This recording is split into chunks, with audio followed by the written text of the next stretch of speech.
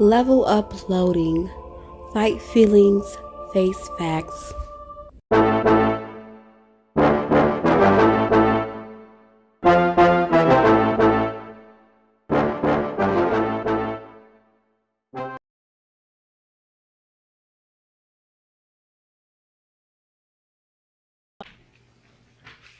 Hi everybody, welcome to Level Uploading, Fight Feelings, Face Facts with yours truly, Shay Shay.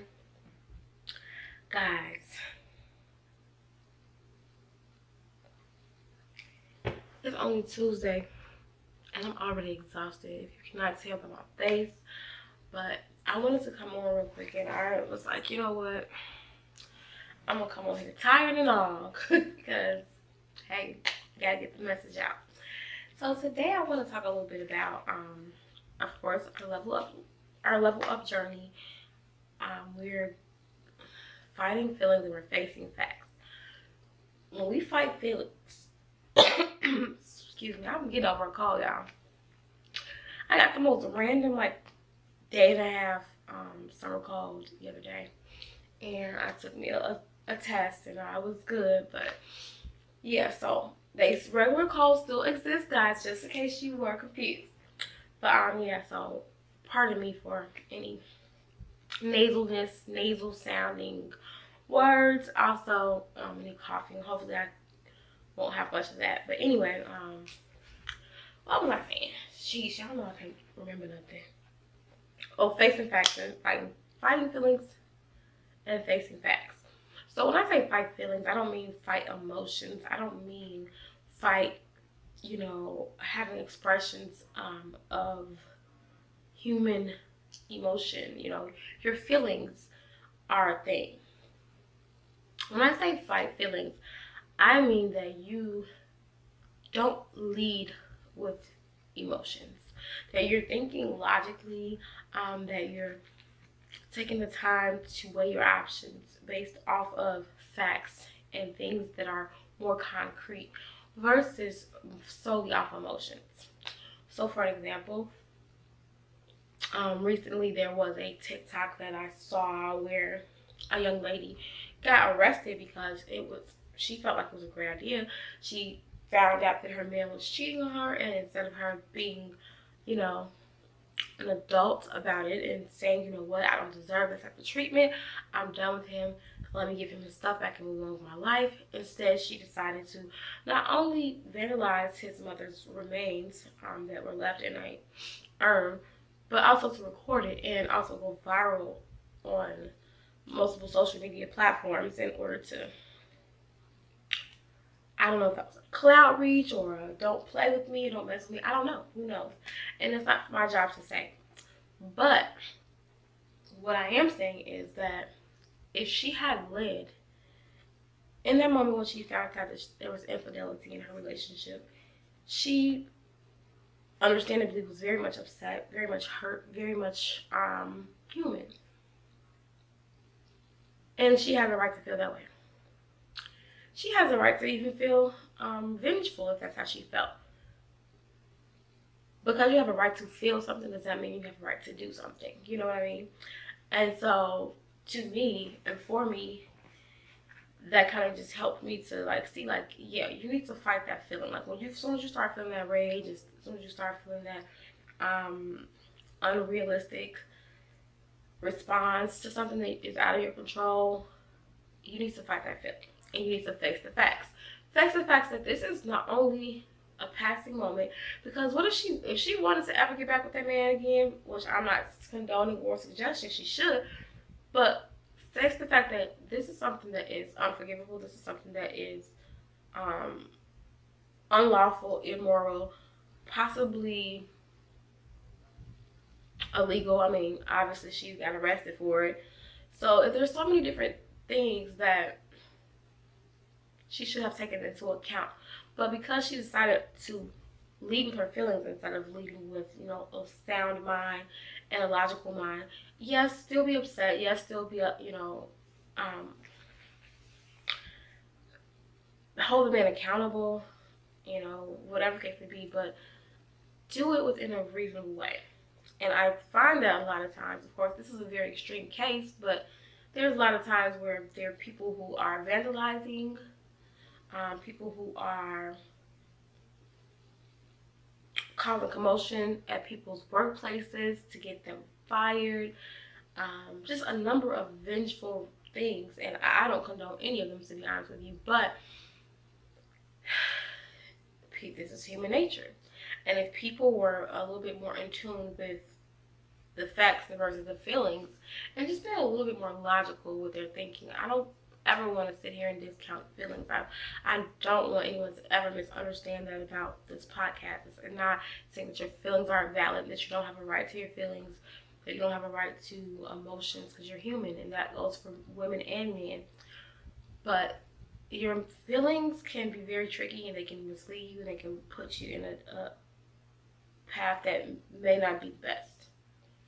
Now, on the same contradictory token, I also think that feelings can be a good thing as far as when your feelings of intuition. I feel like intuition is a feeling somewhat, you know what I mean? Like, I had a feeling about that. So it's I guess because of how many ways that you can kind of interpret the word feeling, it can distort the meaning of it. So I want to be very clear that when I say feelings, when I say fight feelings, I'm not saying to fight your emotions, to fight your humanness, to fight your intuition or your instincts. I'm saying not to lead with pure emotions when you're going out into the world and handling things.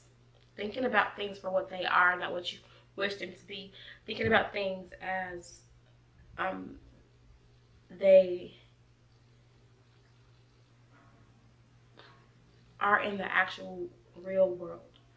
You know, it's so easy to romanticize things. It's so easy to have these fantasy expectations and things of that nature. And there's nothing wrong with that. I live in expectancy myself. But I feel that it's very important for us to understand that you really can't go through life making rash decisions based off of a temporary moment, a temporary temper tantrum, a temporary situation. It's going to cause something to happen to you in your life. You have to make sure that you're being sound as much as possible. And we're all human and we all fall short. But if you're leading with facing facts about situations, you're more likely to make a more educated and smart decision. So when I say face facts, of course, I'm just stating, take things for what they are. You know, unfortunately, there's so many things in my life that I look back and I'm like, why did you accept those things? Why did you take those things?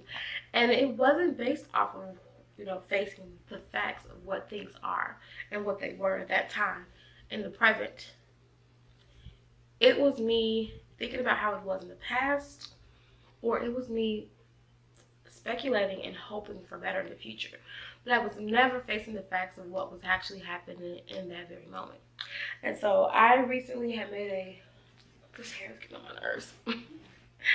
I recently had made a post on Facebook about, you know, yes, friendships and relationships of any kind. It's so easy for us to hold on and grasp onto these things that probably are no longer serving us, no longer doing the same things that they originally did, you know, that made them such a wonderful addition to our life. They're no longer serving that purpose, and we still hold on to them because, once again, like myself, we're either looking at, oh my God, they had my back so much back then. You know, loyalty, just, you know, society beats in your head that loyalty is everything, but they're very selective with who has to be loyal. This blind, unconditional loyalty that I don't adhere to, I don't believe in. And I'll make an episode about that soon as well. But you know, you're thinking about the past, and man, we grew up in playgrounds, and we was like this. Okay, cool. How y'all now? Are they still having your back like they were then? Are they still your ace boom? Are they still showing up for you like they were back then? Are you still showing up for them like you were back then? Are you guys having the same level of loyalty? Are they present in your life? Are they present for important moments for you? Are they helping you to grow and evolve? Or are you just still in playground mode? Hmm? Hmm? Okay. Cool. And then you have, of course, the person like, I know they have so much potential. They have so much potential. Blah, blah, blah. Potential schmishmental, okay? Listen, you can't pay your bills off potential money. You can't um, evolve off of potential growth. You have to actually grow. You have to actually make the money. So we need to live in the present, live in the now, and face facts for what they are. And treat people and things and situations based on the now and accordingly. Now, if that potential is reached and time goes on, then you can treat them based off how they're acting when their potential is reached. But right now, in this moment, if that potential hasn't been reached, if you know the fulfillment hasn't occurred, why are you still holding them to the standard that they might have started off with a high standard, but things they might have fallen off, and nothing wrong with that, but you need to make adjustments yourself. And I think that's where the disconnect always happens, and it's something that I'm learning and growing, and hopefully we'll be able to articulate more to you guys and help you guys with your journey with that. But making the adjustments for people in your life based on the now and based on the circumstances of what is really occurring, and not what you wish would occur, and not what did occur. I think that in doing so, you really help your own relationships, and you also help your own boundaries, because you kind of eliminate the whole like feeling resentment or feeling unappreciated or feeling taken advantage of, because you're making the necessary adjustments based off of how it is, versus you sitting here treating somebody with their like they're bringing 100% because they used to bring 100%. But now they're bringing 50%, but you're still treating them with 100%. So now you're feeling drained because you have to meet them where they are. And even though they're lower, you're still treating them up here. Or this person who already came to the table with 50%, and you're trying to, I guess, love them into 100%, and they're not there yet. And so once again, who's drained? Who's feeling taken advantage of? Who's feeling resentful? Who's feeling like a martyr? And you know, my episode about being professional victims, I talk about that a lot. You're not a martyr. So take care of yourself, look out for yourself, make adjustments based on how things are. If your job used to have, like, okay, just as an example, the post office. I feel like the post office is a good, pretty much, that can go for any state and even some countries. So, okay, the post office. Here in the United States, the post office used to be such this prestigious job. It was like super good benefits, and you know, it was like the thing. Now, as time has gone on, I've heard that some of the benefits are not as good. Some of the pay, the entry level pay is not as good. You know, things like that. Now, I'm using this example because I'm using it in the workplace. If your job hired you on, there was growth opportunities, there was engagement, there was a good morale, there was stress, there was a good work-life balance, you weren't feeling overworked and you weren't feeling underappreciated, then you came to work every day with the zest to be there and to get the job done and, you know, earn your keep around the place. If time goes on, if this job is not giving you any raises, there's no opportunity to grow, the morale is down, the benefits have been cut, and you're going to be looking a little bit more like, okay, what is my motivation for coming here and giving my all and my best. And you might potentially make the adjustments to lower your standard of working because you feel like the conditions of the company are not meeting your standards. So why should you give your all? It's just the same way in relationships. If I'm at a job and they're trying to, that's one thing. Just say like, okay, I'm at a job and they're trying to like push overtime on us for a week or two. We got a big thing going on. Okay, boom.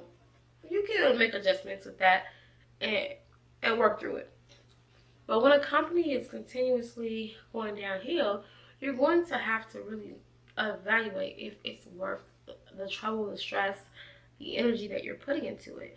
And I just want us millennials, because we have started to master that, we are not the same when it comes to our forefathers, our ancestors and the people before us who got into one job and stayed there for 40 years, no matter if that was good, bad, ugly, whether they got beat down by it, whether they, were treated horribly. We're not like that. We are breaking down those cycles. And so I want us to take that same mindset and apply it to all the other areas of our life. And I don't want to be misunderstood or misconstrued that I'm saying as soon as something happens, you just gotta, no, it's not literal. Like, face the fact of how it is now within reason. Like, if somebody's having a bad day, they snap at you, you can't say, oh, they ain't my friend anymore. They had a bad day. Address it, move on. Now, if every time you're talking to this person, they're snapping at you, cursing you out, but they used to be the best of friends, they used to have your back, they used to be blah, blah, blah, you need to make some adjustments. And that's not to say desert them. Maybe they're going through something. Who knows? There's so many variables that could be a reason why someone would act that way. But what I am saying is make adjustments. If every time I come around you, you're cursing me out or making me feel a certain type of way, I'm not going to come around you. Adjustments. Or I'm going to talk to you about it, give you a chance to correct it. And if you don't, then I'm going to have to go back to the drawing board on how far I want to take this boundary. Is this a unforgivable offense? Is this something that can be worked out? Are you just going through something and you need to talk? Do you need to go seek some therapy and get yourself together? Do you need to isolate yourself and then come back to me when you're ready to be a little bit more of a better friend? That is some things that need to be adjusted. And if we just take that mindset and put it into our relationships, we will not be falling out with people for petty stuff. We won't be feeling used and abused and mistreated.